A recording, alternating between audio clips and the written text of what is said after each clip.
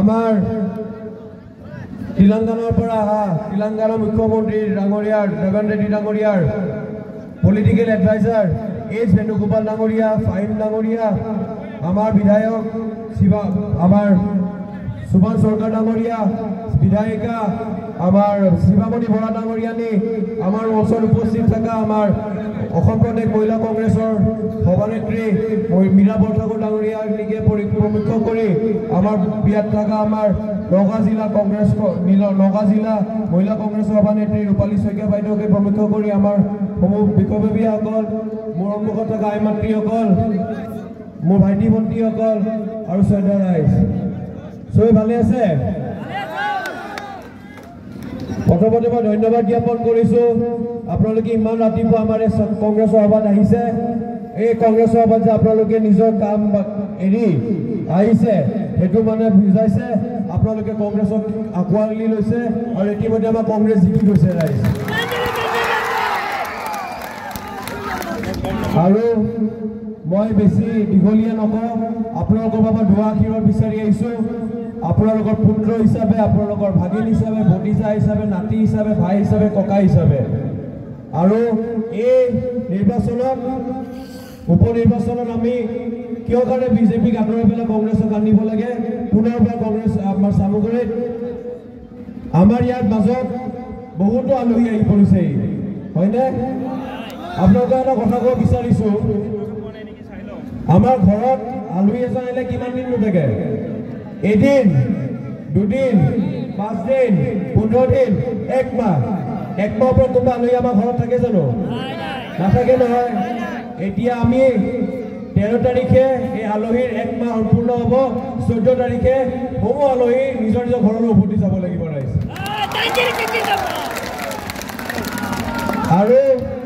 তেওঁলোকক আমি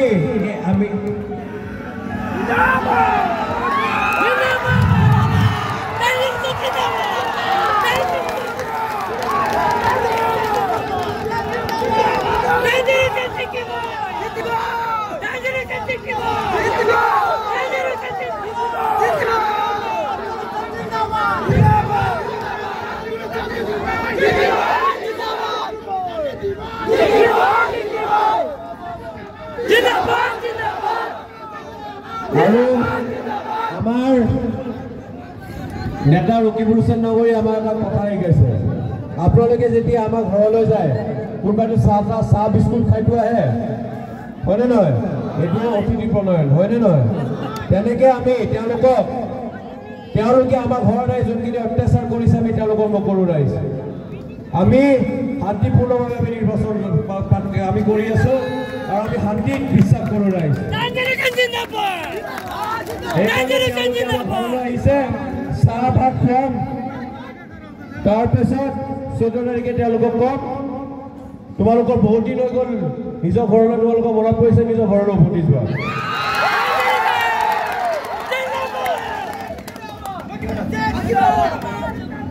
আৰু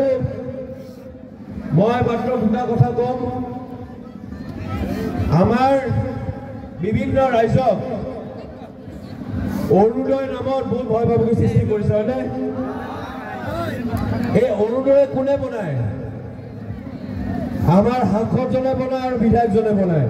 আমাৰ সাংসদ কোন পদুমৰা ডাঙৰীয়া কোনটো দলৰ হয়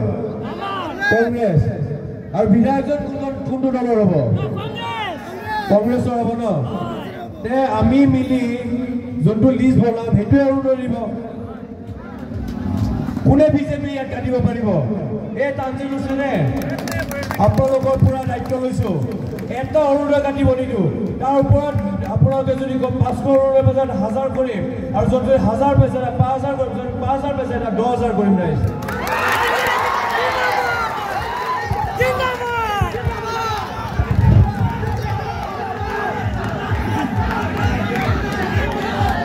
আমাৰ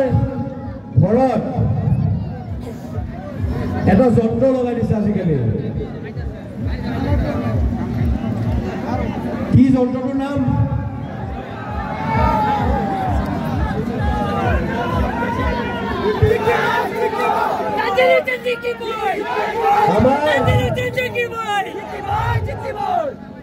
আমাৰ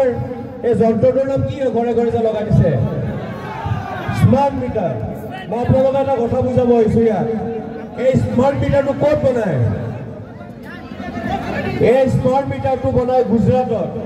গুজৰাট কাৰ গৃহ ৰাজ্য নৰেন্দ্ৰ মোদী ডাঙৰীয়া অমিত শ্বাহ ডাঙৰীয়া আৰু এই যন্ত্ৰটো বনাই কোনে নৰেন্দ্ৰ মোদীৰ অতিকৈ ঘনিষ্ঠ বন্ধু যাক আমাৰ ভাৰতৰ আধা আধি বস্তু বিক্ৰী কৰি দিছে আদানী ডাঙৰীয়াই সেই আদানী ডাঙৰীয়াই এই যন্ত্ৰটো বনাইছে গুজৰাটত তাৰ পাছত এই যন্ত্ৰটো নিজৰ গুজৰাটতো ব্যৱহাৰ নকৰে নাই কিয় কাৰণে গুজৰাটৰ মানুহক তেওঁলোকে ভাল পায় তেওঁলোকৰ পৰা পইচা নলয় সেইকাৰণে যন্ত্ৰ বনাই আমাৰ অসমলৈ পঠাই দিছে আৰু আপোনালোকক মই প্ৰতিশ্ৰুতি দিছোঁ আমাৰ ইয়াত কংগ্ৰেছ অহাৰ লগে লগে এই যন্ত্ৰ আমি প্ৰত্যেকটো ঘৰৰ পৰা খুলি এই যন্ত্ৰ আমি গুজৰাটলৈ পুনৰ পঠাই দিম ৰাইজ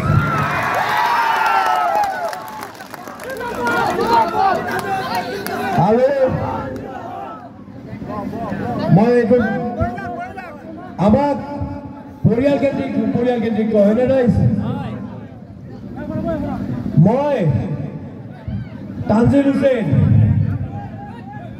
আমাৰ যিমান এইবাৰ কেণ্ডিডেট হৈছে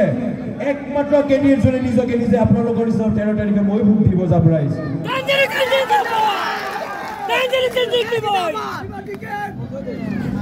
আৰু চামগুৰি বিধানসভা সমষ্টিৰ আমাৰ কংগ্ৰেছক ভোট নিদিয়া প্ৰত্যেকজন ব্যক্তি আমাৰ পৰিয়ালৰ অংশীদাৰ ৰাইজ আৰু এইখিনি কৈ মই পুনৰবাৰ চবকে ধন্যবাদ জ্ঞাপন কৰিছোঁ আৰু 13 তাৰিখে গৈ কংগ্ৰেছক জয়যুক্ত কৰিব 1 নং বুটকটো টিপি কংগ্ৰেছক জিকাই তাৰপিছত এইটো চামগুৰি বিজয় হ'ব ৰাইজ এইখিনি ক'ব বক্তব্য সামৰি মাৰিছোঁ ধন্যবাদ জয় অসম জয় হিন্দ